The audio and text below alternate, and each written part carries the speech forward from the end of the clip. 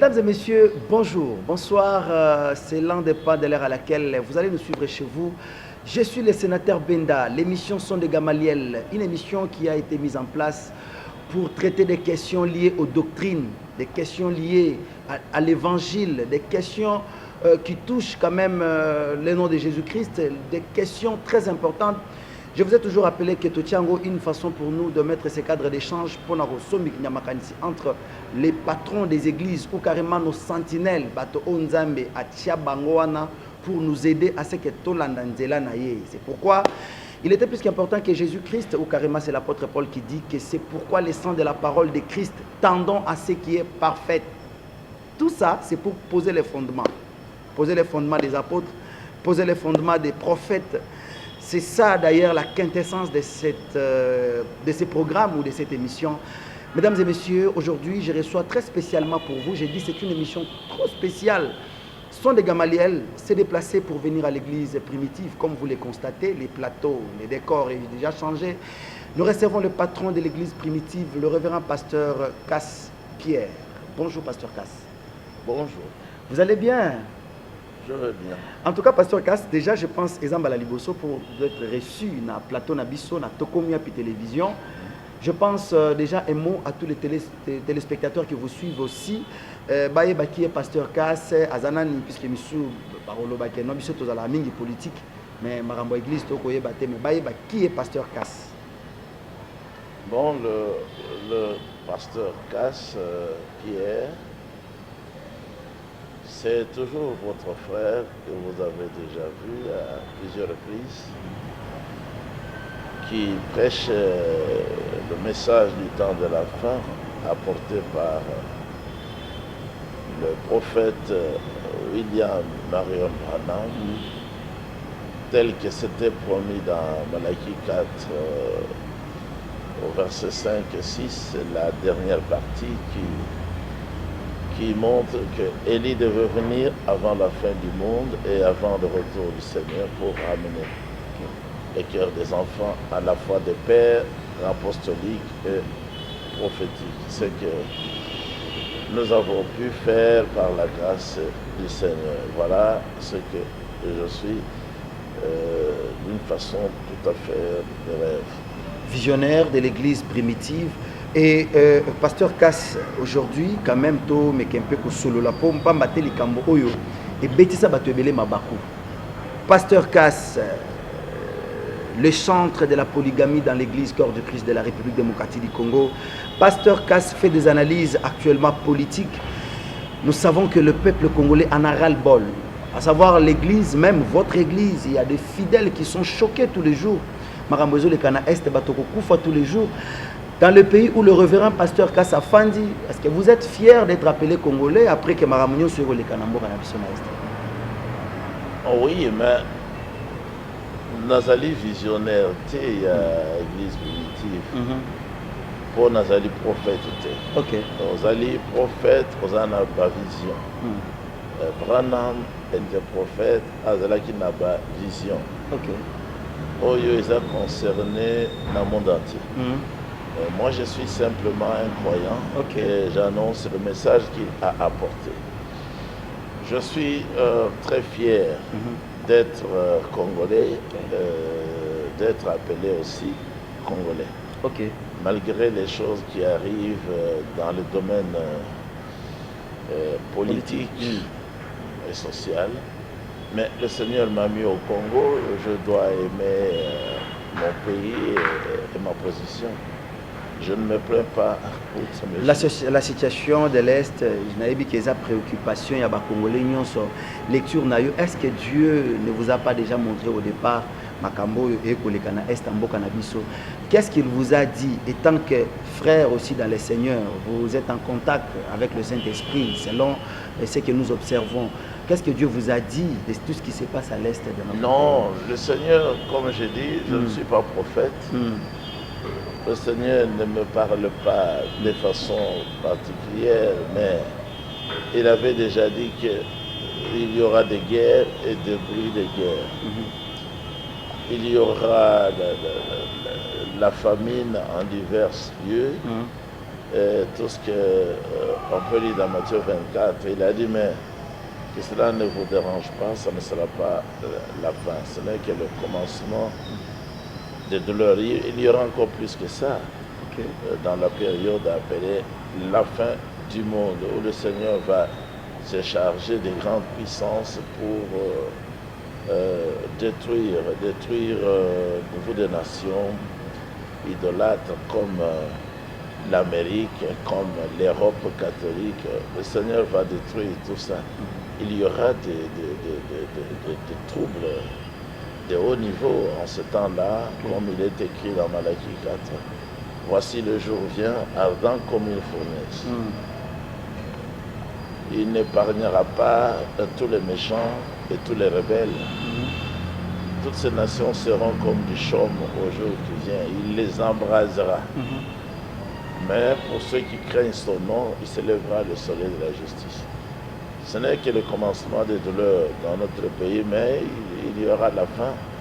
Si notre président déclarait la guerre à ces nations-là, il y aura la fin. Ah, donc vous demandez à ce que, selon vous, le chef de l'État doit déclarer la guerre contre toutes ces nations, donc le pays voisin, les 9 pays voisins. Mais non, pas les 9 pays voisins. Oui. Il y a le Rwanda et le Burundi qui dérangent à l'Est. Donc, comme ils sont venus dans notre pays par les armes, il faut utiliser les armes pour les chasser. Ok, donc il faut aller force contre force pour les repousser de façon qu'ils regagnent leur... Sinon, ils ne partiront pas.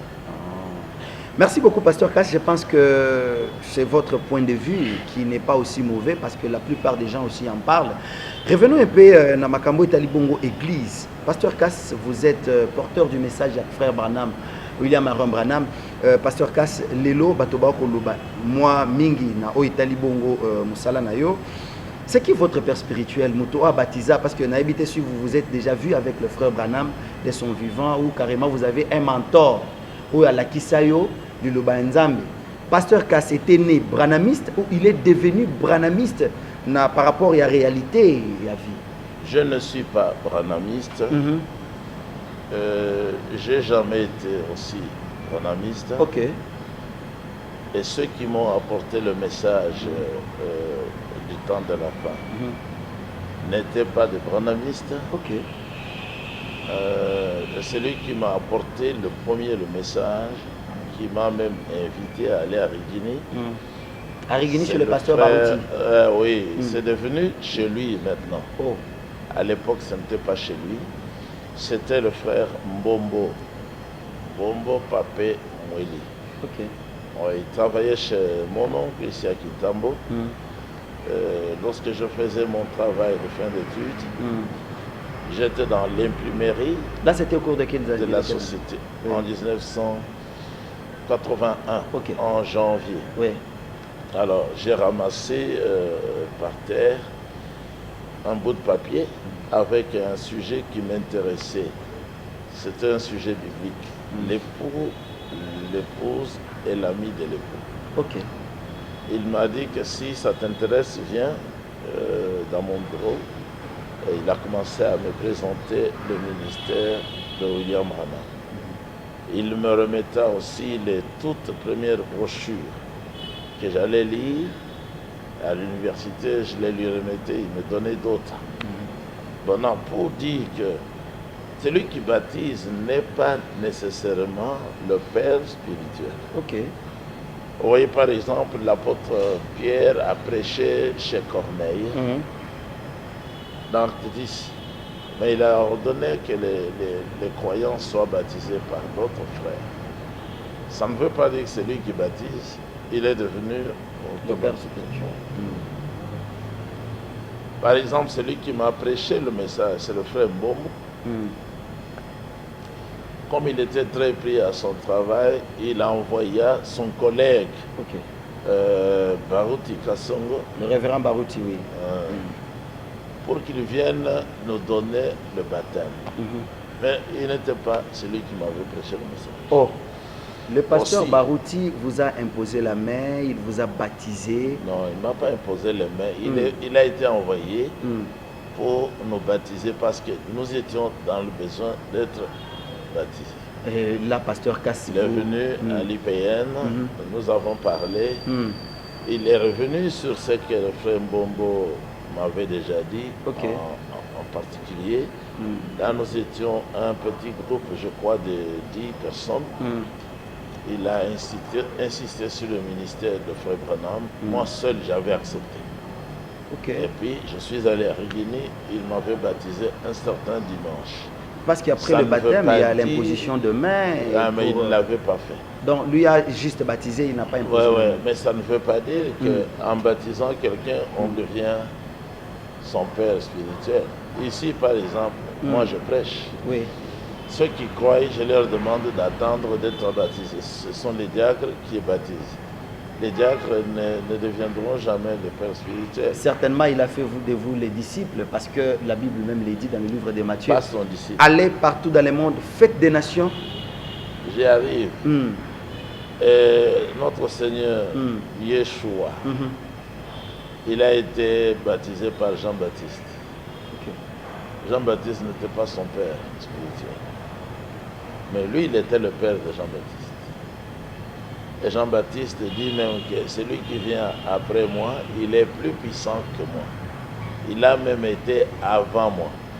Voilà. Moi, je vous baptise d'eau pour vous amener à la repentance. Mais c'est lui qui est venu après, que j'ai baptisé aussi, qui va vous baptiser du Saint-Esprit.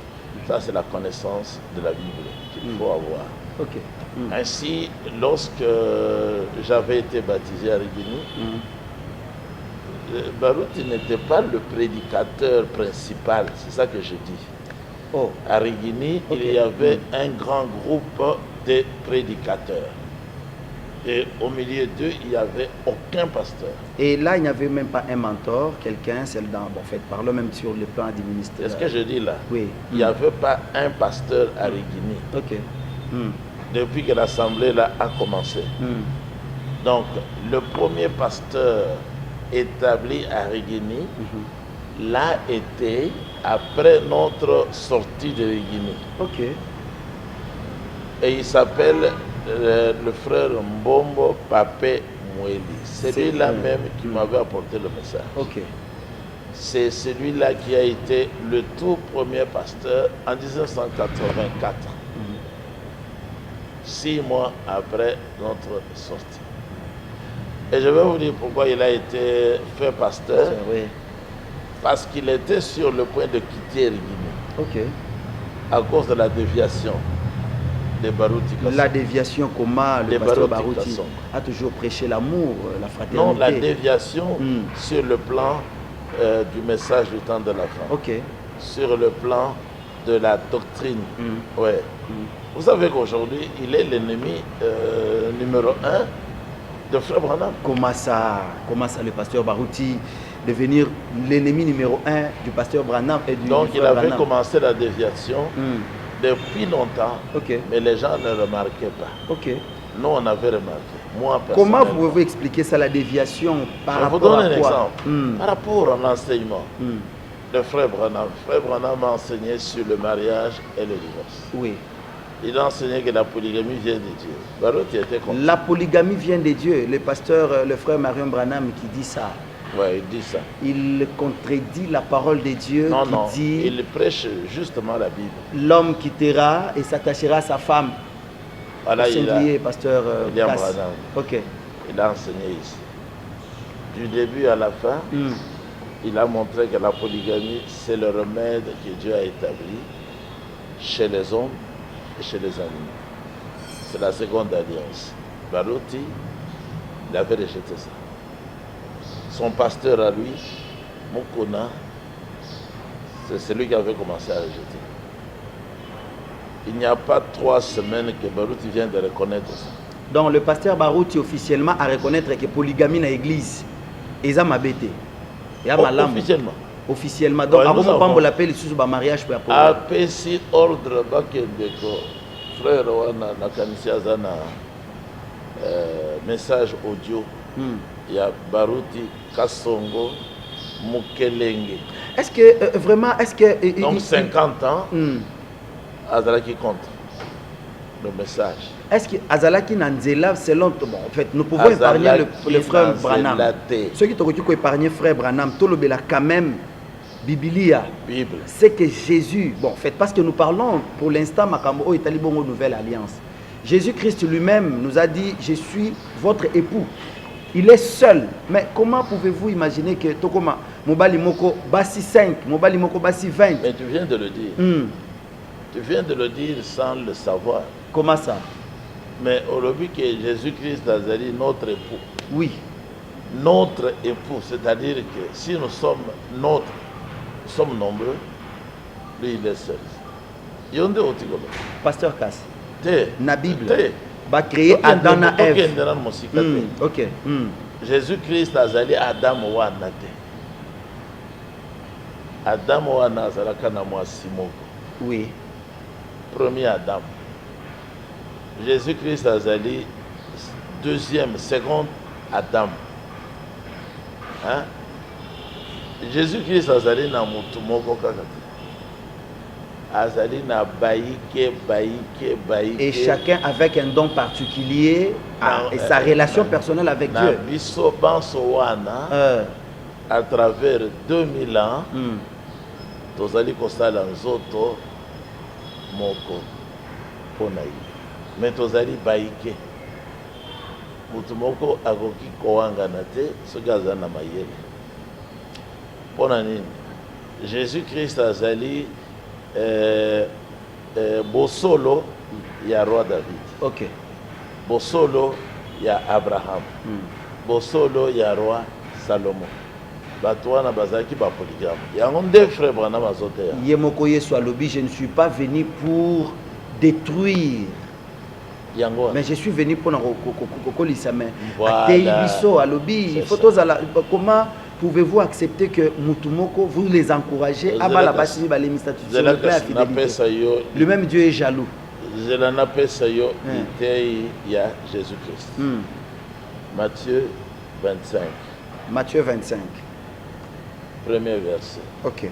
Je vais lire le livre de Matthieu, chapitre 25. Manix, Pesabiso, Matthieu 25, premier verset. Alors les royaumes des cieux sera semblable à 10 vierges qui, ayant pris leur lampe, allèrent à la rencontre de l'époux. Donc, l'église d'ailleurs, on a dit l'ité ya Yeshua Hamashiach Yemoko awa nase. Alobi ke bokonzi ya likolo ezali kaka polygamie. Bokonzi ya likolo ezali kaka polygamie. Yango wana 10 vierges wana bazali ko symboliser, bazali ko typifier, bazali ko présager, bazali ko annoncer que mobikisi azali moko baye ayaki po abikisa bazali mingi. Mais pasteur ata soki tokoloba bongo mobikisi azali moko bayali kobikisa bali ebele. Comment pouvez-vous interpréter les livres à Genèse où Dieu dit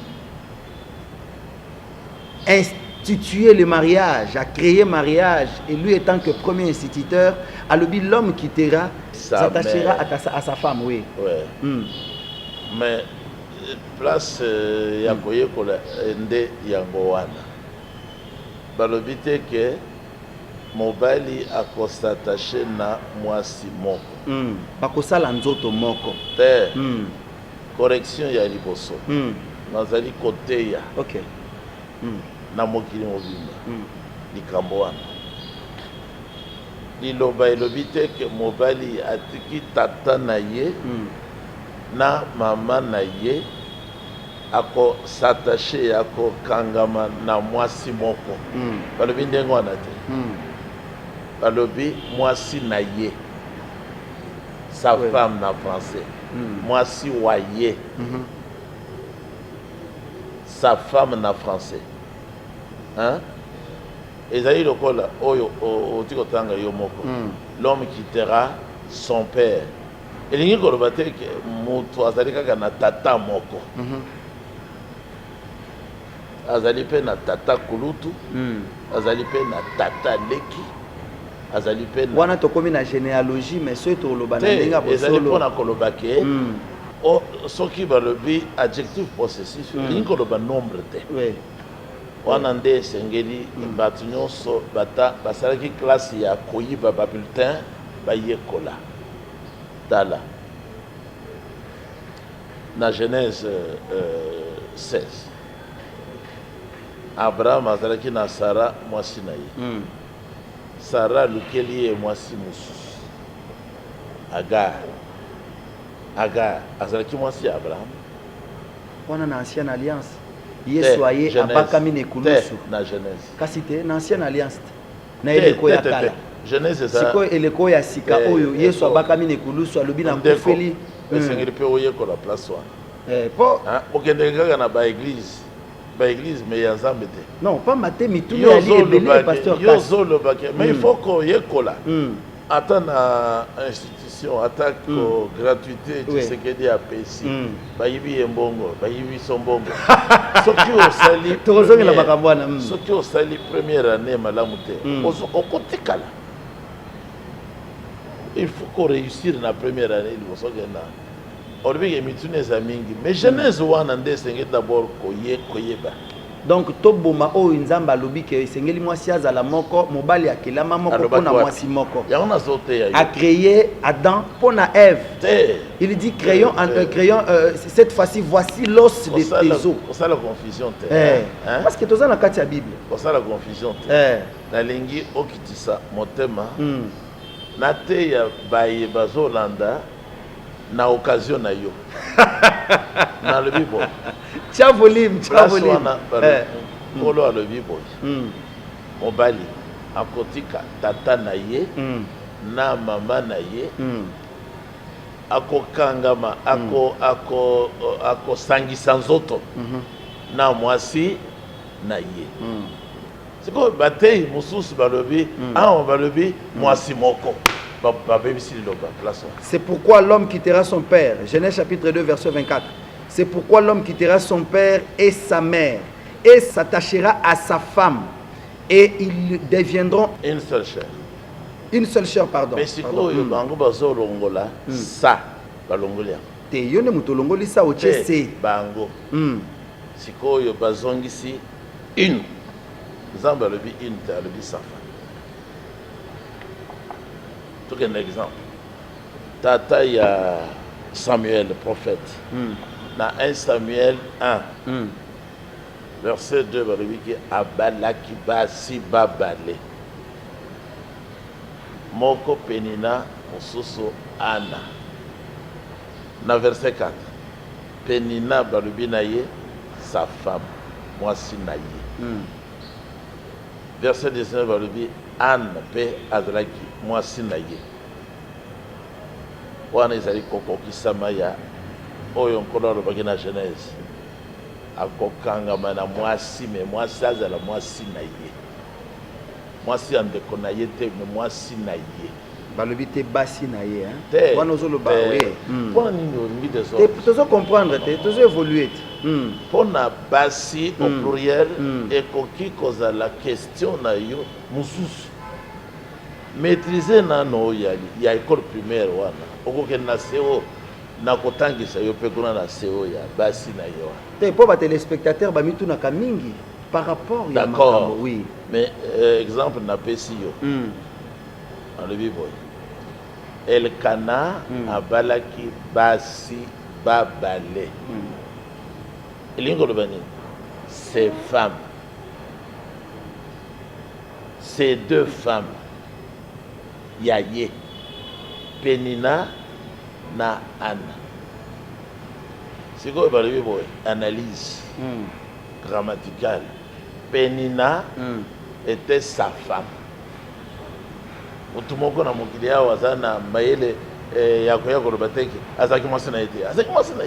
en tout cas, cher pasteur, on est en train de vous apprendre la polygamie. Exactement. On vous apprend la polygamie. Verset 19. Révérend pasteur Roger Baka. La polygamie, vous apprenez ça. Pasteur William Tindwa, apôtre Ogi Mwimpe, la polygamie. Vous apprendre la polygamie. Ah, ce qui est boy plateau yango yaka. Bazo boya, oyo ezali sembo, bazo kende ko batama na basi mususu. Comment ça? Na ba mituka na bandako ya kala na ba hôtel.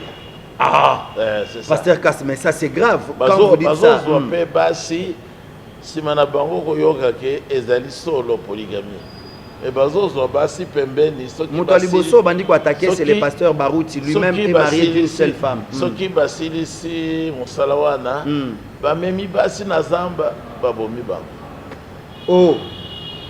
Vous en êtes tout d'abord avant tout qu'il alors si ko to ke nan sujet. On moni que Penina na Anna bazalaki basi ya moto mosusu te bazalaka basi ya serviteur ya Yahweh comme on a dit Elkana. Si ko to kende pa ya David 2 Samuel 12 pendant le verset 8 Kolo Elohim alobi na David dans bazalaki na lisumu ya Yakobo azwi mwasi ya mutu mususu ya Uri mais mwasi na yete apesi epezemi. Dommage que batwana bakufara bien te conséquences des trop néfastes pasteur Casse. Kobebisa nanu te na obebisa te na wana ezalaka mosusu azalaki mwasi na yete or mobeko ya Genèse elobaki ezala mwasi na ye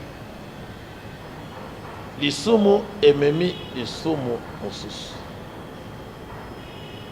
abomi mobali ya mwasi wa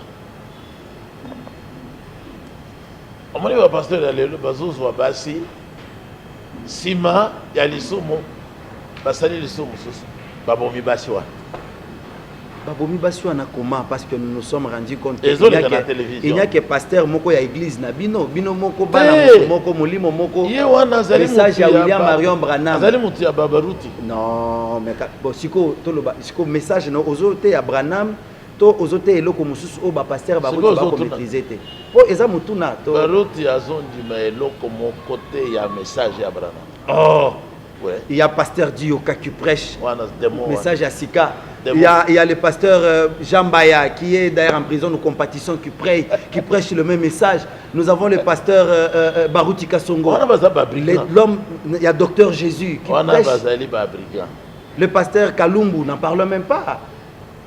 Tout ça comment vous ne les croyez pas, pasteur Casse? Jésus a dit, tous ceux qui sont venus avant l'église primitive sont des brigands et des voleurs.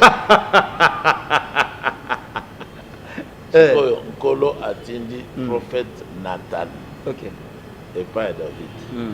Alors, napesi yo biloko ebele. Napesi yo royauté kinkumu.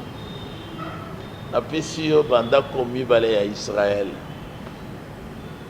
Napesi yo basi ebele.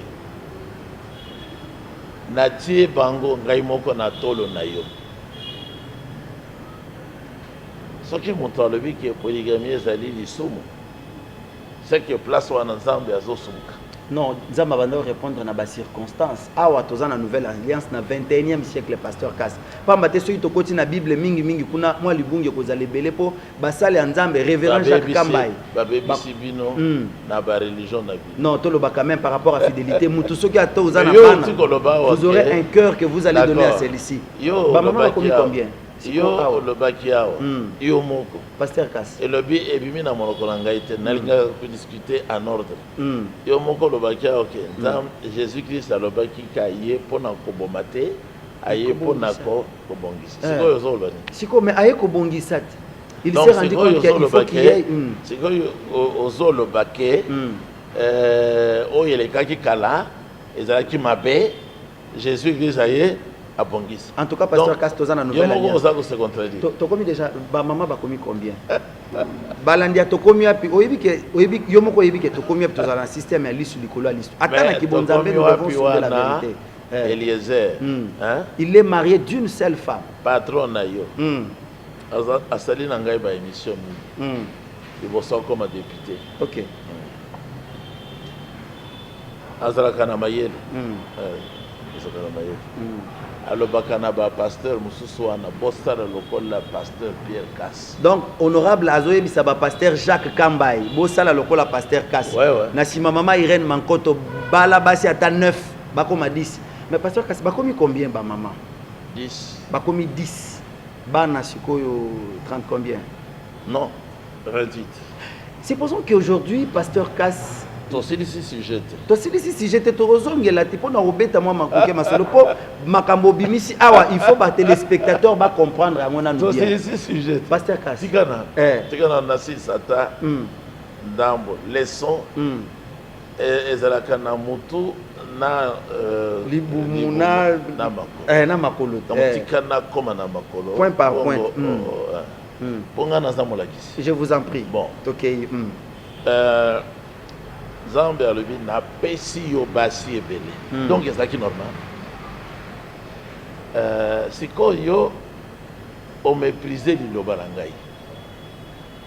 Zambe azolo baso anake. Lokola na pesi yo basi ebele ezali liloba na ngai. Mais yo mépriser liloba na ngai. Ozwi mwasi ya yo te ya ndeko na yo. Obomi peye liloba na Nzambe pekisi moto aboma moto mosusu azala président azala roi oza na droit ya koboma moto mosusu lokola yo yo kasi ko ndenge Nzambe azolo sikoyo nazo tia pe trouble na famille na yo na kozwa basi na yo au pluriel.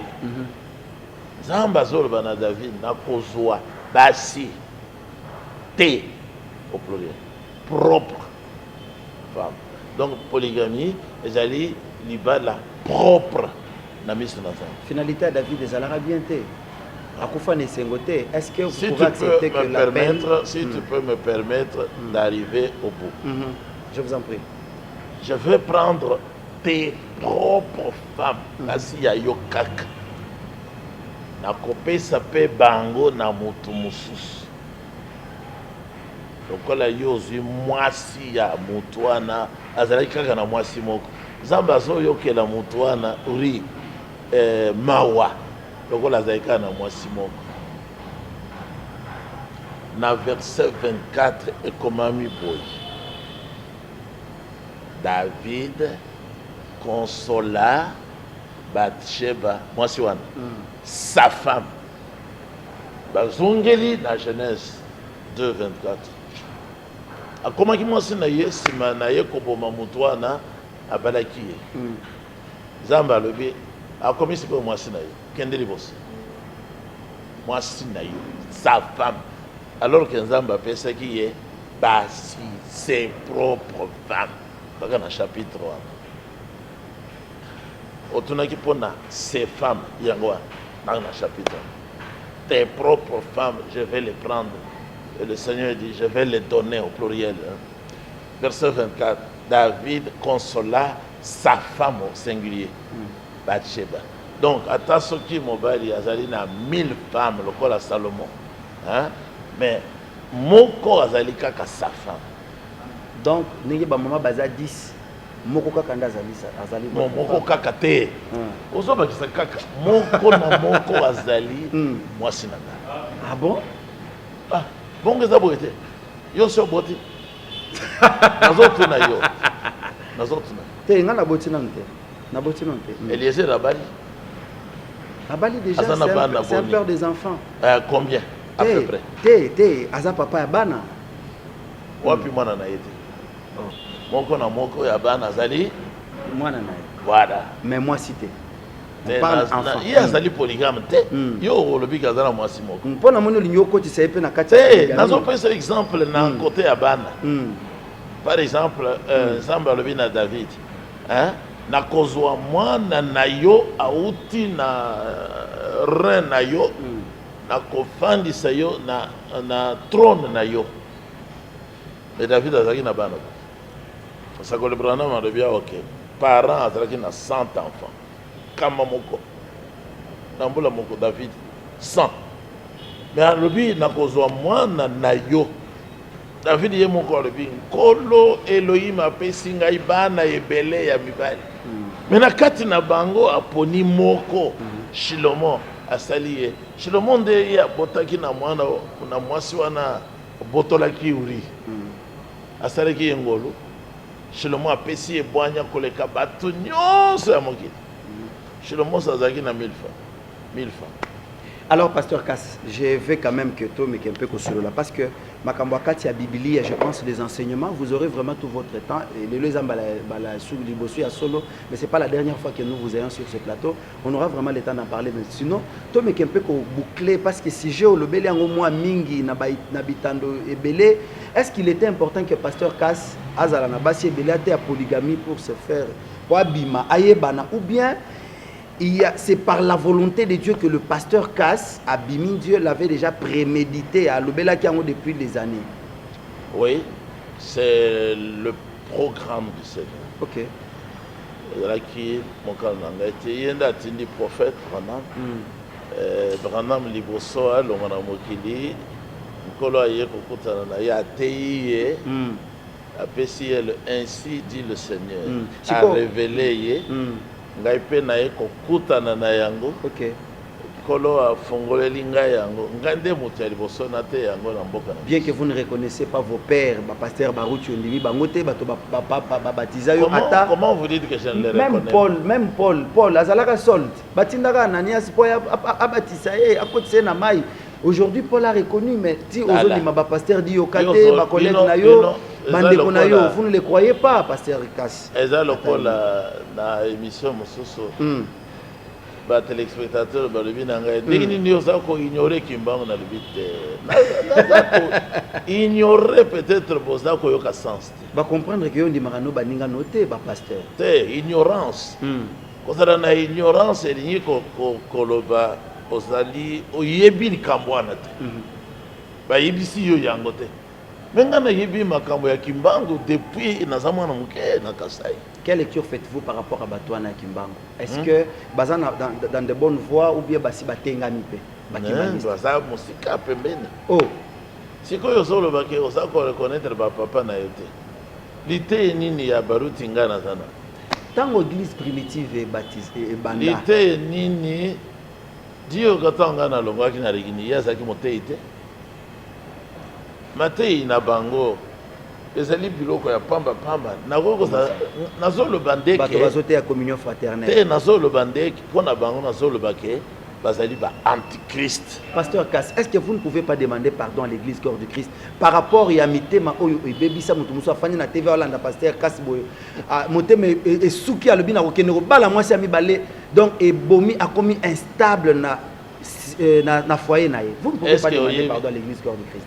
L'église corps de Christ elingrobeni okosenga église ekelezi ya bolimi sitoloba bande kuna koyisaki bino na yebisaki bino makambo ezalaka penza na Biblia te bolimbisa ngai. Il est encore temps pasteur Cass. Église corps de Christ. Donc église mosusu oyo ezalaka corps de Christ ezalaka. Notre église primitive bango bazoteya na bango polygamie, c'est normal que l'homme peut avoir 4 et 5 femmes. Mais c'est ça le corps de Christ. Oh, donc le corps de Christ c'est la polygamie. Mais bien sûr. Pasteur Cass, émission na biso komi na suka. Relation nous qu'on a babranamiste monsieur tant beaucoup tanaka tant musu na bangotanga na yoka na bangote bosolola na bangote te to solo la par fraternité ezalaka te fraternité non yona pasteur Baruti beaucoup tanaka moko bofandi comme des frères to solo la ka na kutana kana ya na ambassade a sepela kamingi yali nga ko sepela abe Peter. Ah bon? Mais c'est l'hypocrisie.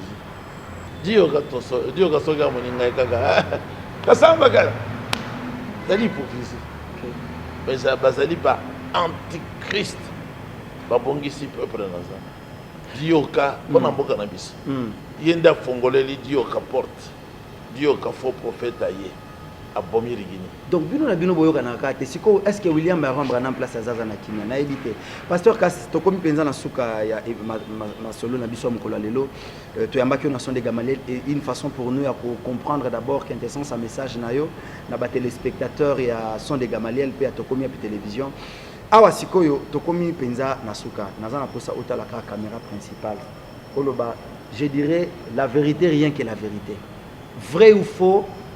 Pasteur Baruti est de Dieu. Oh, il est la manifestation du diable. Vrai ou faux, pasteur monsieur Sonet, révérend Pascal Mukuna, révérend Dodo Kamba, église des réveils, na pasteur Baruti. Pasteur Baruti Azaka Nassé, Bango Bazali Kolo, puisque bientôt ils sont à la porte pour entrer dans le royaume de Dieu. Vrai ou faux? Tous sont des faux. Et le nom de pasteur Baruti et le nom de pasteur Cass est inscrit dans mur ya lola à côté d'Abraham, à côté de Jacob, à côté de David, à côté de Salomon.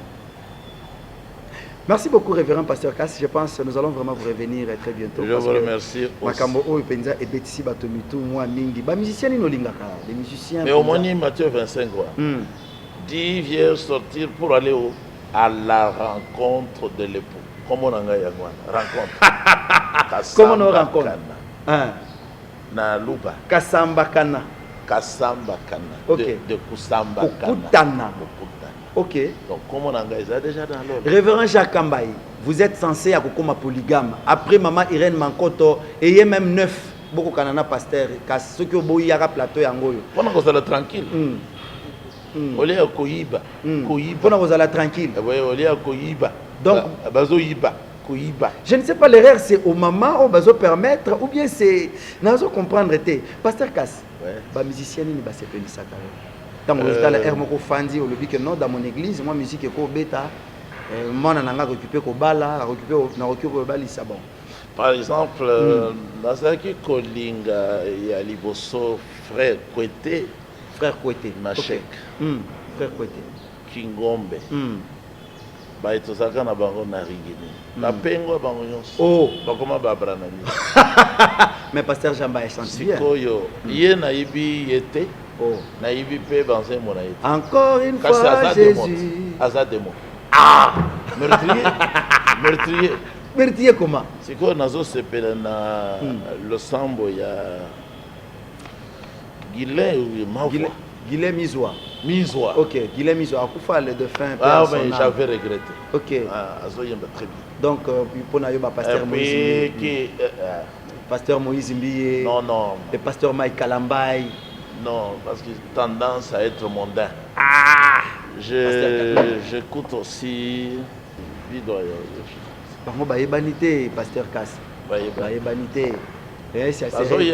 Papa, ma frère Sylvain, quoi la baza? Non, ça sont des démons.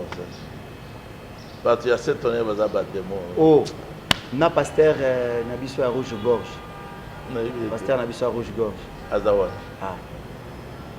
Oui, pasteur à Rouge-Gorge, oui, à Brazzaville. Ah, non, ça congolais. Merci beaucoup.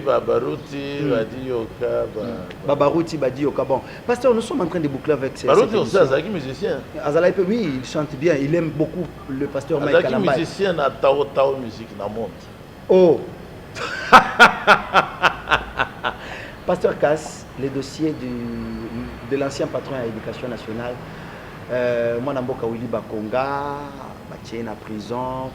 Lecture nous nous osala par rapport. Tant que Moussa est en Zambie, tout le bas quand même les Cambouana po et comme que ça la moi passe mais lecture n'a eu par rapport à les Cambouana à éviter parce qu'il n'y a pas de preuve. Jusque là rien ne nous prouve. La Bible dit Moïbi Bakangiye Azongisa. Mais yoza pasteur oko sambele la été. Yoza pasteur oko limisa été. Oko ibisa ba banzuzi ba limisa été oza Moussa en Zambie quand même. Est-ce qu'il y a à reconnaître? Est-ce qu'il y a Sengi Bolimbisi? Est-ce qu'il a restitué? Moïbi, il ne faut pas qu'engayer à Zongisa. À côté de Boloko. Ce qui est un parti politique, à ta partie, on est contre la Moussala. Merci beaucoup. Et M. Essili, Pasteur Cass, merci. Parce que vous nous. Merci aussi. Merci beaucoup, Pasteur Cass. Merci à tous les fidèles téléspectateurs à mon édition des Gamaliels. L'émission Son des Gamaliels est vraiment presque terminée. Appelez-nous au plus 243 82 116 33 29. Si vous avez des questions posées au pasteur Cass, appelez-nous. Nous allons lui revenir le plus vite que possible. C'est mieux. Pasteur, révérend, la polygamie est autorisée dans la Bible. Elle est instituée. Elle est instituée. Donc, Mobali Moko Basata 200, il n'y a pas de problème. Attends 1000. Merci déjà à vous, mon réalisateur Manix Kembolo. Merci et bon séjour à Addis Abeba, à l'honorable Eliezer Tamokochi Sharma. Merci et bon séjour également au révérend apôtre Ogi Mwimpe à Lubumbashi, pasteur Mardoché Kachal à Lubumbashi. Merci également à madame Nativa, de retour à Kinshasa. Merci également à madame Onatanya, maman Onatanya, merci à vous. Merci à Trésor Zolo Zolo, merci, vous êtes nombreux. Baba Banyonso, Manix Kembolo, Baba Amos Lubaki, Baba Shadrach Balabébé, je vous salue également. Merci également au Big Pro, hein? Big Bro, Patrick Béa, les boss. Je vous salue également. Un grand merci au Boukoulaka Jacques Kambaï Wakazadi. On se retrouve au prochain numéro avec notre invité à la même heure. Ciao, ciao.